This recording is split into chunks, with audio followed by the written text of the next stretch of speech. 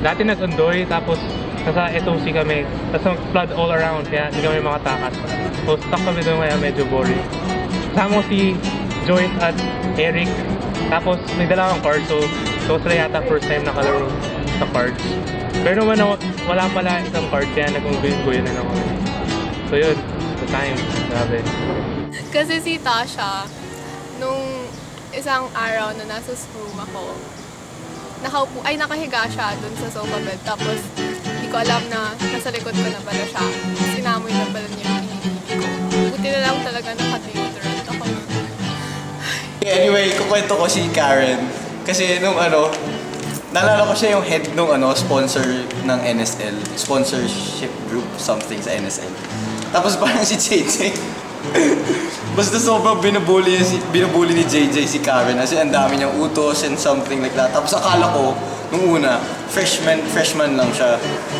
So parang more pressure para sa kanya kasi binubuli ko siya ni JJ. Tapos parang recently ko lang nalaman na 4th year na pala siya. So, good job pa rin, good job. My short story is about this Promage team. So specifically sila Bambi, Aaron, Charm, and add mo na si Mika and Ali. Why them? Promage was an experience kasi ang dami naming ginawa na kaming apat lang. And dun sa pagbantay mismo nung sale, sobrang ang dami naming last trips na meron pang time si Charm at si Aaron. Meron pa silang dress-up moments. Pinapasok ni Charm si Aaron ng mga kung ano-ano and vice versa. So, and I think dun sa 5 taong yun, I can say that I really found true friends. And I hope na given that they're graduating, we'll still be friends afterwards and I'll get to see them soon. So no goodbyes. I'll see you soon. Hello!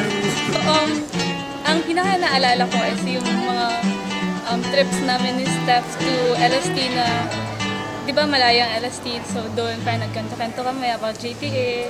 Tapos parang fun pa siya kasi first project head experience ko yun, and then kasama ko si Steph. And then super saya ko kasi after nun, parang galing ng JTA, binigyan niya ako ng chocolate. So super cool niya. Hey Dan, this is your wingman. I'm gonna miss you and all your charming and romantic little love stories and how you're gonna talk about movies and such. Please, good luck with being a doctor. And good luck with your love life, alright? Kasi nung si Caroline, nasa Maklo kami nakatambay after the first day namin. And then, nag-uusap lang kami, tapos parang may isang guy doon na hindi nakarinig ng pinag-usapan. And then, biglang bumanat si Ram ng sobrang random na sabi niya, "Bigay ka, no? Release mo na yung glasses mo." Tapos parang kami, what? Tawanan na lang. And then, ever since, yun yung mga banat namin sa isa't isa. The first ever conversation I had with Bambi was, what do you think of the color yellow? And she laughed at me.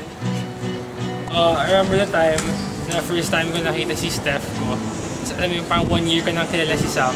Pero yung first time nakita ko si Steph, tinawag ko siyang Sam. Kasi akala ko si Sam talaga yun.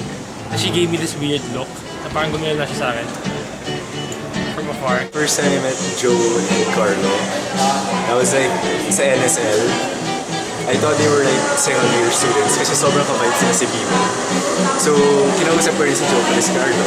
So, parang naging magka-vibes kami. Tapos yun, doon nagsimula yung parang hanging out namin.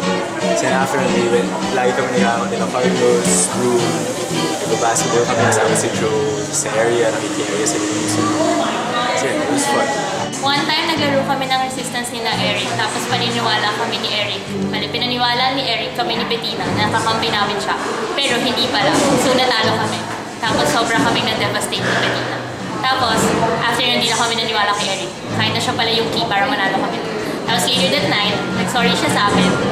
Yun, ang sweet ng pagsasorry niya, pero nasaktan pa rin kami. So, like, at first, wala naman talaga kami masyadong kilalang mga swimmers. Tapos, in-introduce kami ni Hana kay Ate May. Yung NSL. Kasi si Hana, parang same area sila ni Ate May. So, para medyo magkakalit sila.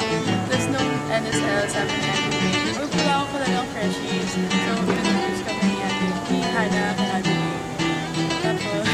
Tapos, parang nung wala na masyadong work, ginagawa nung the night before NSL, sabi niya, punta tayo sa stage. So, pumunta kami sa stage. Tapos, sobrang tagal namin nag-usap. Kasi, ang kulit-kulit. So, nakaupo lang kami.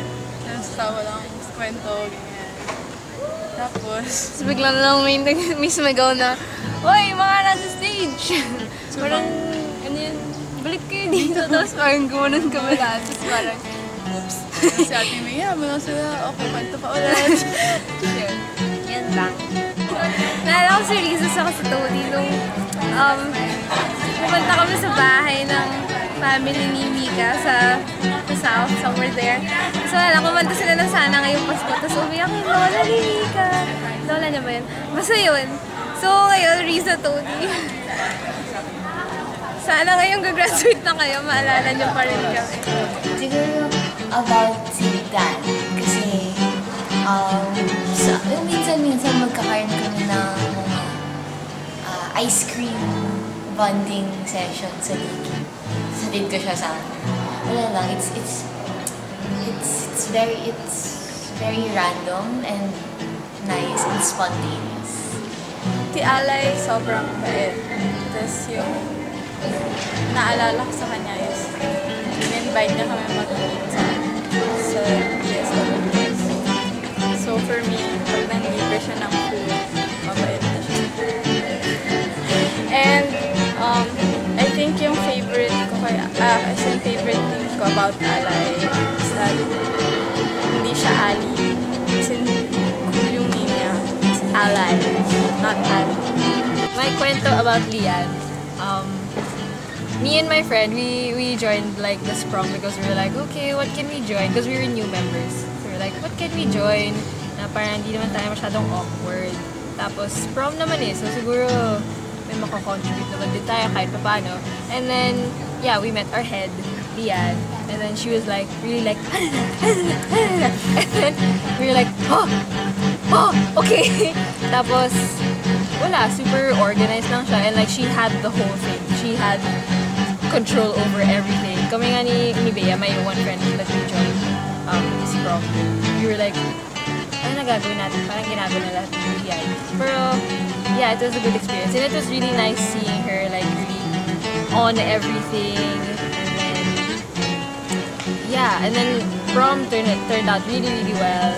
And, she made me want to join again next year if I can. So I remember this time while we were promoting for no speed limit. As in, we were just dancing around. To sila JJ nandun, sila Dan. It was just so random na parang, I have never promoted anything with such liveliness and with them pa. So that was fun. One person na maalala ko sa seniors and speed is si Ram. Kasi I remember nung sa pag-caroling, may time na hindi namin alam kung paano i-play yung song. And then I remember him, kinakapahan niya yung song. And, yeah. Sa lahat ng graduating this Pebble, congratulations. Sobrang galing ng speed this year. Dario, Splendor, NSL. Gyro! Gusto lang namin sabihin sa lahat ng gagraduate na Congrats! Speed is and forever will be my most memorable college experience. Kaya kayo mga current Pebble, sana matagpuan nyo rin ang kasiyahan tulad ng aking mga naranasan sa pagiging isang speed member na marami natutulungan at ang mga tao na kasama sa speed.